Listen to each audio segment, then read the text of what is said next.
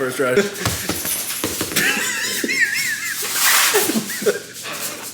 All right, guys, welcome back to Large Lads episode 15. Back with the more frequent uploads.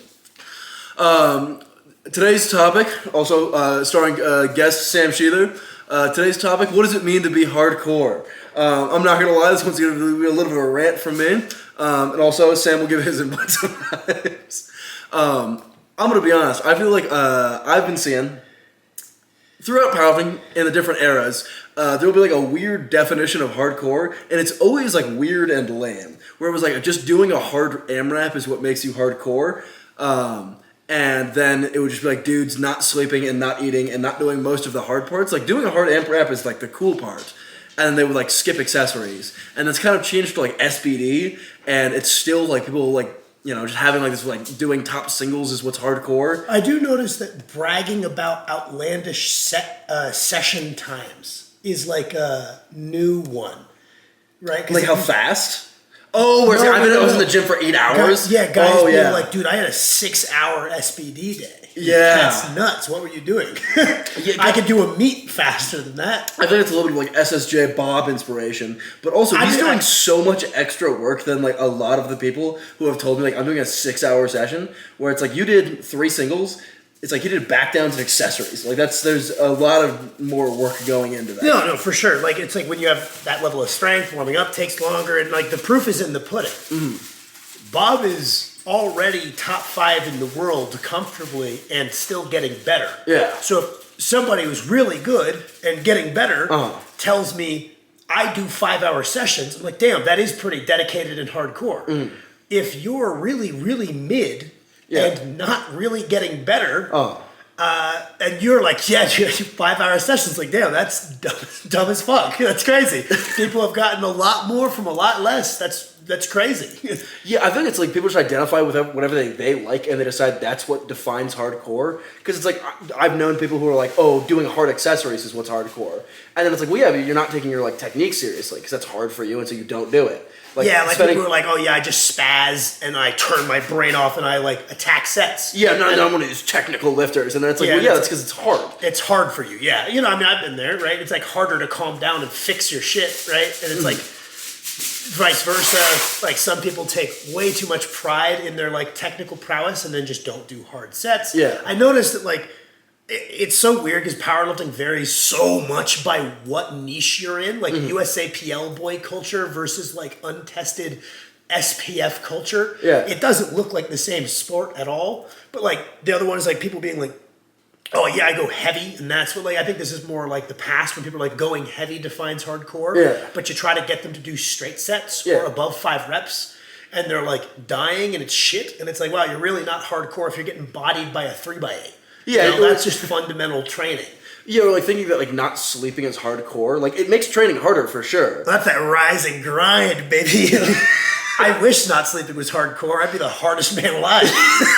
Well, it's like, you know, there have been times in which I've slept less, and it's bad for training. And like there is like some aspect of it that's like getting yourself to the gym requires like willpower when you're exhausted. Yeah. But also like taking pride in that. Always needing that because you didn't set yourself up for success. It's like, yeah, if you've got a family and a brutal manual labor job, yeah, all right, respect. You know, you're gonna have to drag yourself into the gym more times than you feel like recovered and fired up. Mm-hmm. But like dudes who are like constantly dragged, you're in college, dude. Like this is the easiest time to train. If you don't have a job and you're in college, this is the easiest time to train. Someone with a kinesiology degree. Goddamn right, baby. Yeah, I feel like it's like, I feel like I'm saying this because I've been at fault of all of this. This isn't me being like, holier than thou because I've absolutely thought I'm more hardcore than everyone for like every possible reason. Like I was a very stupid 16-year-old. I 100% thought like I go ham. So like, and there's like the old Ed Cohn said like he feels that the guys that stick to their plan perfectly as it's written are way more hardcore than the guys who go heavy every single session. Yeah. Yeah. Well, like, I think that's like it's not. Well, yeah, it's not hard to do the thing you like. If you like, it's like if you love just doing heavy singles, but you're at the point where you've done so many heavy singles, what you need to do to get better is not fucking heavy singles. You're very neurally efficient. Do some goddamn volume. For you, doing the volume is harder. And caving to your weird caveman knee twitch, I'm just gonna go heavy, I feel decent today. Yeah. That's the opposite of hardcore, which is like obviously what Ed was getting at, or vice versa. It's like if you are really someone who's like volume, like what's the opposite of like averse? You really like volume. Maybe going heavy more often is your like hardcore, doing the hard stuff. Yeah, or like being like, oh yeah, like I'm so hardcore, I'm dirty bulking to 350. And it's like you're just lazy and like food. You were fat to begin with, yeah, dude. Like that's a good one. People who are like fat to begin with. Yeah. You clearly love tasty treats, which is cool. Yeah, respect to tasty treat lovers. No, knocking it. But we got one in the house. But they're like, dude, I'm gaining 50 pounds a month, and it's like, dude, that is not hard for you. Clearly, this is the wildest excuse to do what you really wanted to do anyway. Yeah, where like having a super clean diet and then not pushing your food is like that's just like clearly like something that you're more prone to. Yeah, I see that a lot less often, but also like there's plenty of dudes who like brag about their clean diet and they're like losing weight. So it's I don't know. I think it's like as I've gotten deeper into lifting, what I like I like the Ed Cohn quote. What I've defined as hardcore is just like doing all of the boring stuff. Yeah, I mean, I think doing like what comes hard to you. It's like maybe you're someone who the boring stuff comes easy. You follow. You're like, I go to bed early. That's not hard. Yeah. I eat my diet. That's not hard. Yeah. But then like emptying the tank and going nutso in the gym comes hard to you.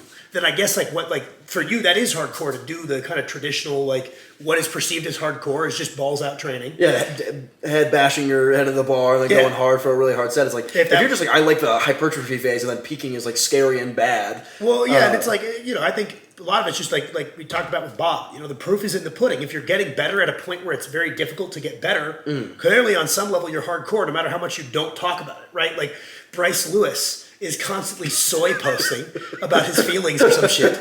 But goddamn, that guy trains really hard. He's about that life. He's been hurt a million times. He's beat a bunch of guys at nationals. He beat Ruska. There's no reason that guy should be able to beat Ruska, but he is doing powerlifting at a very, very, very high level. Like the details are getting all of it like that he can out of it. He's doing it well, really well. And it's like you couldn't do that without being hardcore. Even if he's soy posting all the time, he is hardcore. Yeah, it's like the whole projection thing. Like most of the guys that we know that are like constantly hardcore posting are the ones who are the least fucking hardcore. Yeah, it's like, dude, you're skipping meals, you're skipping sets, like you don't take your technique seriously. Like I think that's what a lot of it is like the proof is in the pudding. The further you get, the more difficult it is to get stronger, right? And that scales based on like your body size and your genetics. So like, some people might be having a wicked easy time getting stronger at an 1800 total. If they're a gifted super heavyweight, they're still cruising on shit variables. Nothing hardcore there. Or it's like, let's say you got the bottom of the barrel genetics, you're a smaller guy, that might be a way, way lower total before you start running into real resistance. What I really look up to and what I think is hardcore is the people that keep they level up their process. It's taking a bunch of resources and they're willing to keep committing more and do more and refine their process to where it's like, wow. Like I've seen guys down at like I don't know, like a 1300. That's exactly what I was gonna say. I was like, you've coached people who have like a 1400 total that I respect as like better athletes who are like like they're crossing their T's, they're dotting their I's, and it's like okay, clearly you're not dealt the same hand as some other guys who total more, but I respect you way more. You are doing this well, and it's like I think there's some delusional people that think they're like 1,000, they're like at 1,000-pound total, and they're like, I'm doing it well too. And it's like, no, you're not, for sure. There's some people that I think they're just like, they tell themselves they're that person who doesn't have the genetics, but they're doing it really, really well. And they're not. But I've met some people where it's like, okay, you're 10 years in, you're at whatever total you're at. And it's like, I can watch you at the gym. I can see that you're thinking about, you're not just chit-chatting between sets. You're thinking about what you did wrong. You're fixing it. You have some kind of warm-up routine. Maybe it's super specific. Maybe it's super general that you've clearly honed to a T over the last 5 years of training. I got so much respect. Like that. I've got a lot more in common with that person personally. Oh wow, you really have autism for lifting. Yeah. Like me, cool.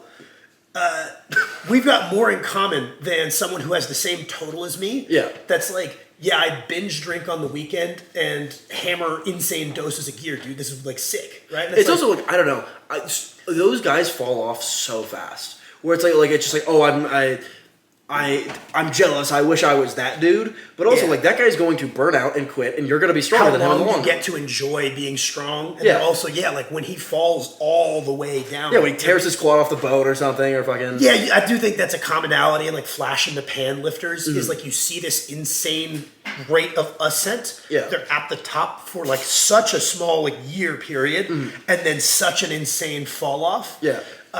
Obviously, there's so many things that like go into that. Like, there's the gear side of it. There's the fact that they were never honed in. So it's like, of course, they can't sustainably stay in this really like hardcore dialed state as is needed to keep getting better.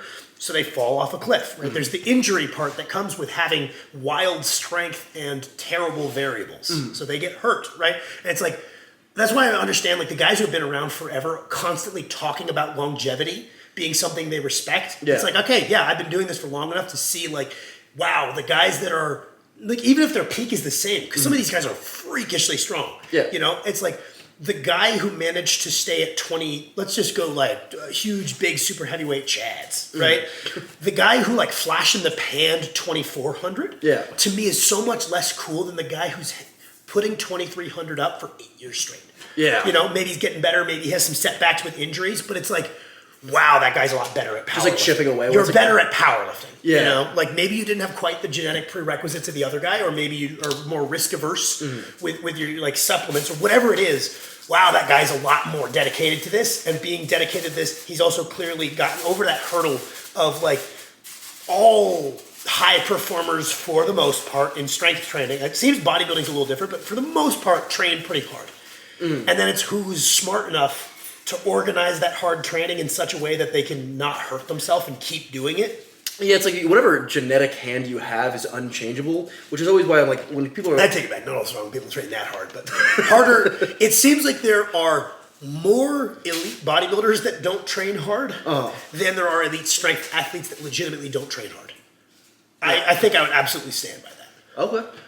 Yeah, I'd say whatever genetic hand you have, you're not going to change. And so it's like a lot of people being like, oh, like what if my genetics are terrible. It's like, do you enjoy this or not is the main question. For sure. And like one of the best things that you can have, like genetics or not, is like long, like determination and like just sticking with it and passion. Yeah, like, you're going to be stronger than the guys that burned out. Yeah, it's like when they quit, you're going to win. Like the number of dudes that have like beaten me, and then I just continued like chugging along is a lot. And it's like, I think a lot of like earlier lifters will get like discouraged by that. I think a big part of that also is people enter powerlifting expecting to get rewards equal to their effort.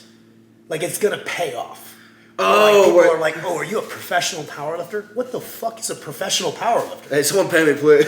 That doesn't exist. Yeah. And they just think because people are famous on Instagram famous, they must be financially well off. And it's like, if at best you're scamming with some bunk ass $20 programs and making a decent living, Just wait for a sheet of training crypto. But there's like, if you go into this thinking that it's going to pay you back equal to what you put in, you're wrong to begin with. And then you see people get salty and burn out and they're like, fuck powerlifting. Unless someone pays me, I'm not going to try to go stronger. And it's like, did you start under the impression someone would? Like it confused me. I see like a lot of young guys, they get to the point where it's like, it's starting to get hard. You know, it's like they're finally running into a wall, and they start getting salty that they're not getting more back. You know, they're like, I've tried so hard and I'm still poor and injured. You know, and it's like, yep, you need to kind of know that if you like it, Yeah. That's the reason you should be doing it. It's not like other sports where, yeah, there's probably guys in the NBA that don't like basketball that much. Yeah. But they identified they had like this high affinity for like the physicality of it, and it pays really well. Yeah. So yeah, fuck yeah, suck up doing something you don't like. Ideally, you'll learn to like it. But even if you don't, fucking do it. They're gonna pay you so much money. Yeah, put in your 9 to 5 in the NBA. Yeah, Jesus Christ, just play like 5 seasons, suck it up for 5 years, play 5 seasons, and do your best at this thing you don't like. Yeah. Collect your 5 seasons paychecks, and then retire. Go do whatever you do. Yeah, it is a legitimate strategy to dump effort into that financially. Dumping effort into powerlifting as a financial strategy is like pen cap eating dumb.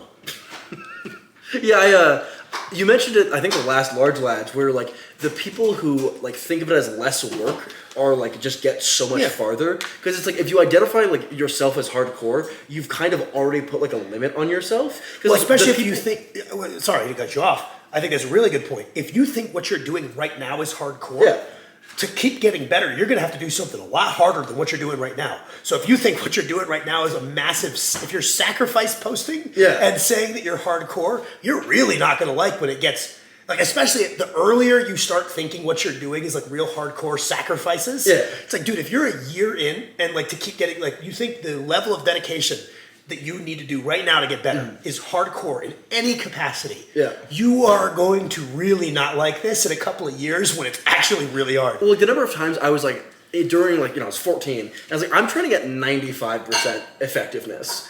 And just like slowly discovering over and over and over and over that that's wrong. Oh, there's like so much more untapped potential. Like that's something I thankfully I never thought about that way. I'm like, I was a little bit more arrogant. I've always thought it was like, what people are like, dude, I tried as hard as I could for this meat prep. That really annoys me. You think no person could try harder than you tried for that local meat prep? You're delusional. You've never seen someone try really, really hard at something. Well, that's always wound me up. So it's like, I've given my best effort. I've come up short. Yeah. And I can come up short. I fail the squat. I put on the catches like, God damn it, I really wanted that. Yeah. I'm not like, maybe I can't do it. Of course I could try harder, and I'm going to. Because I really want to do this. The only thing to do is to redouble my efforts and then also like pay attention to the plan. Because redoubling your efforts without a smart plan obviously might not work. But it's like, yeah, I've never been like, I don't stay that upset after missing a big lift that I've trained for. Because it's like, okay, unfortunately, I'll have to do better. I have to try harder. Yeah, I never thought I was anywhere. I don't think I'm anywhere close. I think someone could try so much harder. I'm trying pretty hard. I assume someone could try way harder, and I'm going to aspire to do that. I think that's one of like the great benefits of like training around or like watching YouTube and like trying to bite your ego and just be like, this person is just objectively doing this better than me. Because it's like training with you, there was like times throughout my career where it was like, oh, Sam is just doing this better. Like just like point blank period, like I would watch you do an accessory and I would do my accessory and I go, oh, these are not the same thing. Yeah. Like just based on a pure effort standpoint. And like we said, effort is not like the definition of how good your process is. For sure. Where it's like, It expands past that. Yeah, it's like diet, everything. If you lived with someone who was doing a better job and you were like, I'm up at 1 a.m. and they've been in bed for hours every single night like clockwork, you're going to start to notice the difference. And like, you're like, man, I missed 2 meals today. And just like clockwork, they've got their fucking shitty Tupperware and they're sitting there eating. Yeah. They're watching a YouTube video and they're just eating. You're like, man, that guy's always over there with his Tupperware. I think people like don't believe it almost.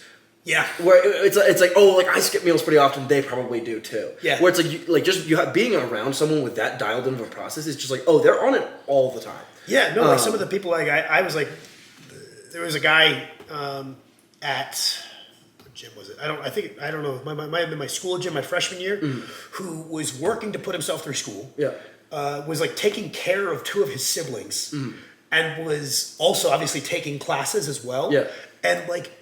The guy never didn't have a cooler on it. He had like a cooler with like 5 meals prepped. Yeah. And I was like, man, that is sick. Like this guy is like the busiest person I've ever met. And he has that with him. And it's like, are there other ways to do that? For sure. There's different, like, some people just eat out in a specific way that like facilitates their goals. That's fine. It's not that's not less hardcore. Like you're willing to invest. That's fine.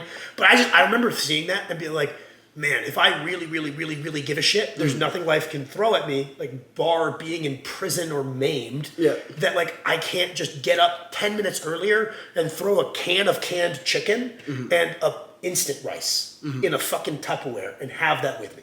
I think it's another big one that like I kind of had to like rationalize to myself was that I kept being like, oh, I can't do this that well, so there's no point in doing it at all. Like this meal's gonna suck, so it's probably it's like well, like Kirsten was like, Kirsten used to be like that with like, oh, if I can't do it perfectly, fuck it.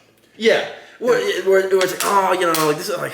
Is it even worth it to eat this chicken and rice? Yes, it is. It's a 100%. For sure. It's better than whatever. Like even if it's a step away from optimal, it's better than not doing it. It's almost like I don't know. This is not like a great argument, but like I kind of hold my where it's like sometimes I'm like, damn, I don't want to go grocery shopping. Right? Yeah. I hate grocery shopping. For sure. And I'll just be like, it doesn't matter that much if I don't go grocery shopping. Does dragging Nina along not help? For grocery shopping? Because a part of it is like having someone around that I'm like, I can't have everything. I'm not about it. Like, for sure. You gotta walk to walk. Dude, I can't have my girlfriend think I'm like a pussy. I don't know. I part of the reason I didn't like grocery shopping before is because I was just bored. It felt really monotonous. Yeah, I think I'm less tired lately, which has been really, really helpful. Yeah. I just remember when I was like especially back when I was working at the pizza place, my like sleep schedule was way worse. Yeah. Like just being exhausted at 2 a.m. and be like, I have to go to this grocery store. And it's like. There's no reason it's that much worse to just go grocery shopping the next morning. There is just something about like holding myself accountable to like, if I let this slip, I'm just like telling myself that it's okay to. And it's like, it doesn't matter. Like if you miss one training session, it doesn't ruin anything. But it's just the idea of like letting yourself get into the habit of allowing yourself to miss that is like a really slippery slope. Yeah, and it's funny to like go to the grocery shopping so hardcore. That but makes it's like, me think of two things. Okay. We were just bitching about people hardcore posting. Yeah, be like, dude, I go to the grocery store at 2 in the morning. This is a 30-minute video of us being like, these fuckers don't try as hard as me. It's so funny, like, yo, dude, all these guys hardcore posting, but I'm the real hard. It's like, in our defense, I think there's some validity that there's no task. Because it's like, I see guys do that where they're like, I could do that day. For sure. Oh, there's almost none of my days are like hard about that day. It's doing it over and over and over and over and over for a very long time when you're really tired. That creates the difficulty. Yeah. But like in isolation, it's the same thing with God fucking damn it. When people post their day of eating and people be like, I could do that easy. Yeah. Once. Yeah. Maybe twice. Yeah. Do that for 4 months and then shut the fuck up.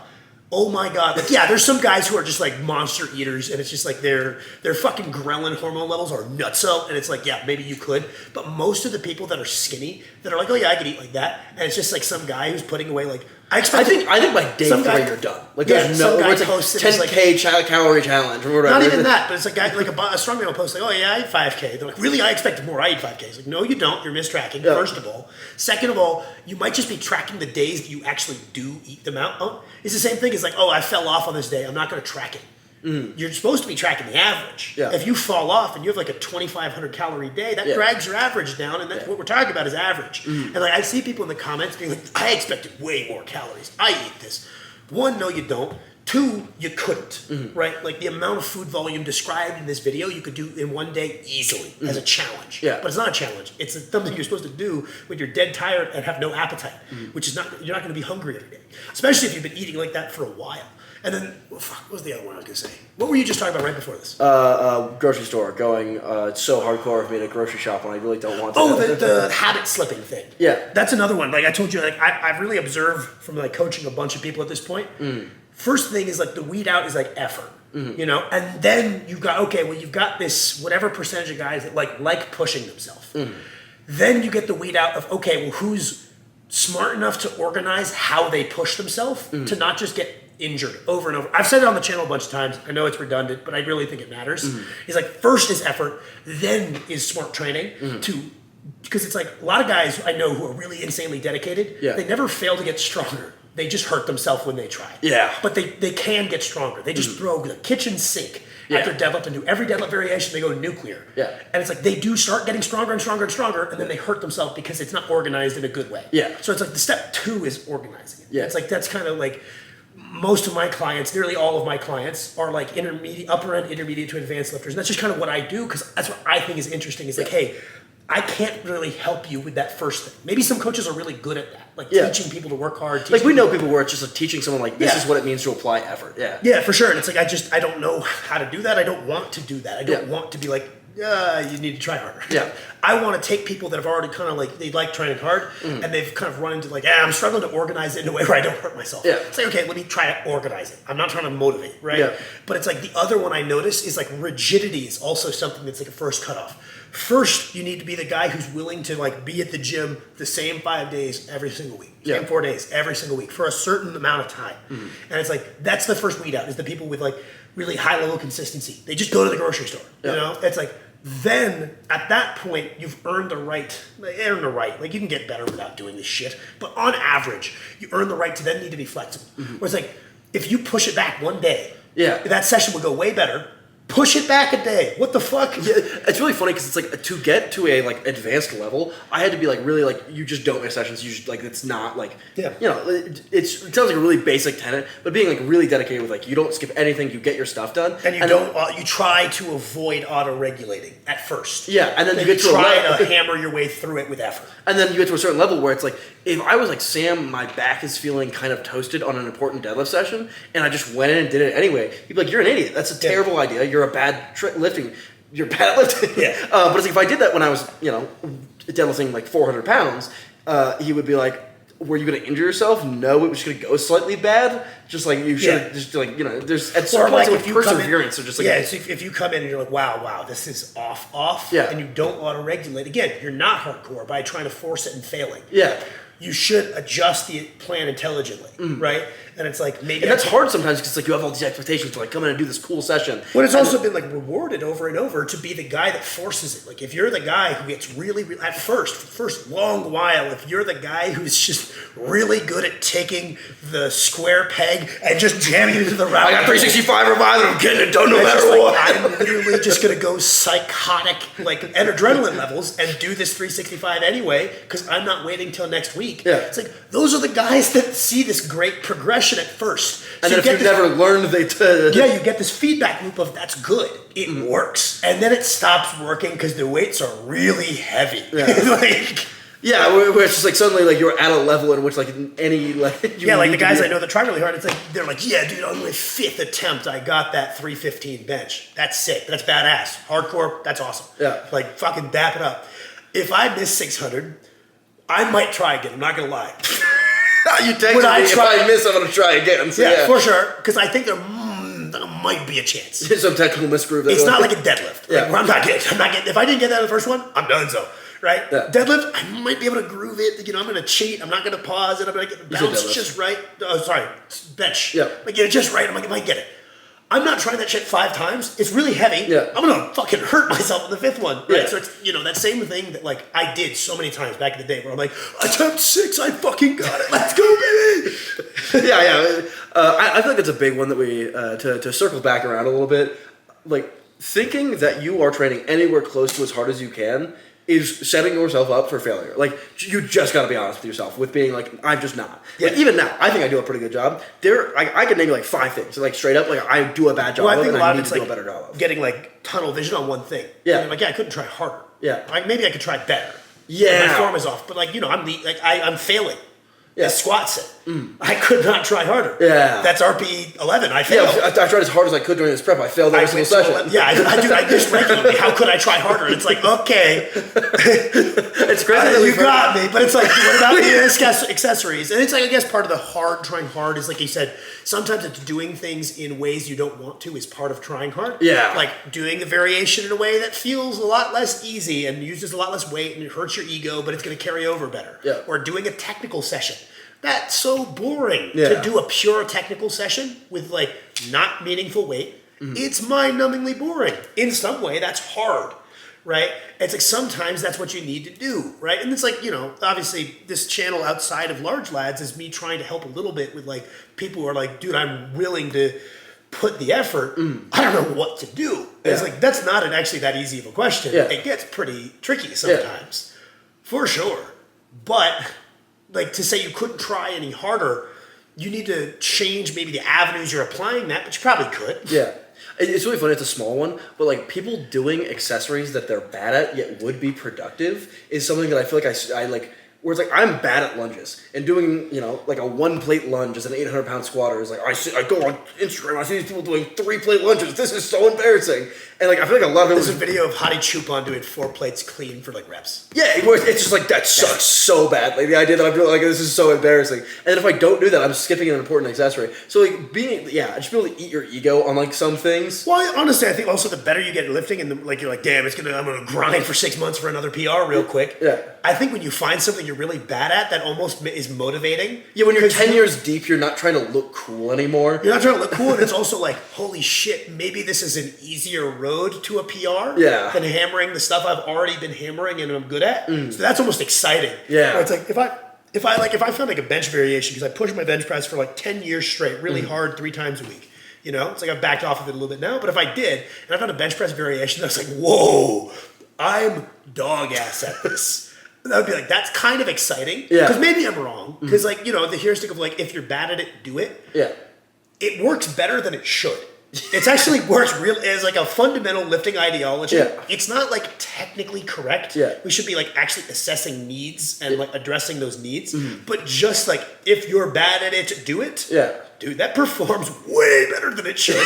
And it's like, I'm curious, fucking needs analysis aside, I'm going to try, because what if fixing that shows up, like, big time in addressing a real hole in my whole, like, being a holistic bencher, there might be a small gap in my understanding, there might be a small gap in my physicality, and it's like, what if this just fills that gap, and I get the easiest 10 pound PR I've had in years? Yeah. What if it does? Yeah. And it's like the same thing with, like, assistance. You're like, wow, that works a muscle I've never felt in my life. What if? Yeah. It's like, what if? Yeah. But it's like, who's to say? I don't know. Like, we've seen, like, you've had, like, consistently great squat progress, but it happened to pick up in pace when we started doing those lunges. So it's like, what if that is it? Yeah, what if that's the one that's going to get me to... I don't know. Yeah. But it's like, it seems to have worked, Yeah. Yeah. Within reasons, because it's like, stand on a Bosu ball, like, spinning squats. This is super weird. Dude, I'm so bad at these, I gotta do them. And it's like, okay, or like, sometimes it's just like, that doesn't fit your leverages very well. It's like, Ed Cohn was like adamant, but like he's like, front squats, I'm fine with them. They don't work very well for me. And I'd say, I don't think Ed was wrong. I'm sure he gave him a real shout, because he was like, I like high bar to try to target my quads, because I use a lot of posterior chain in my squat. I want my variation to hit what my main squat misses. People are like, well, what about front squats? Well, they tried them. They didn't, like, maybe his leverages were so weird at like being the weirdest built 5'5". Yeah, 5'6", 7 foot long wingspan. Yeah, where it's like, no, that doesn't feel bad because it's selecting your weakness perfectly. It just feels bad because it doesn't fit you. Yeah. And that's why the whole just do what doesn't feel good thing, maybe no. Yeah, or like if I was just doing super heavy Jefferson curls all the time. For sure. Yeah, when there's also a difference between like doing something, something being like feeling bad or you being bad at it. Because sometimes I think that's the best things is something that I'm numerically bad at that feels good. Yeah. That's bingo. That's probably good. All right, guys, a little bit of a shorter one. I'm going to be so hardcore and go eat my turkey and rice. Get on it. Be hardcore. Tune into the next one. Love you guys.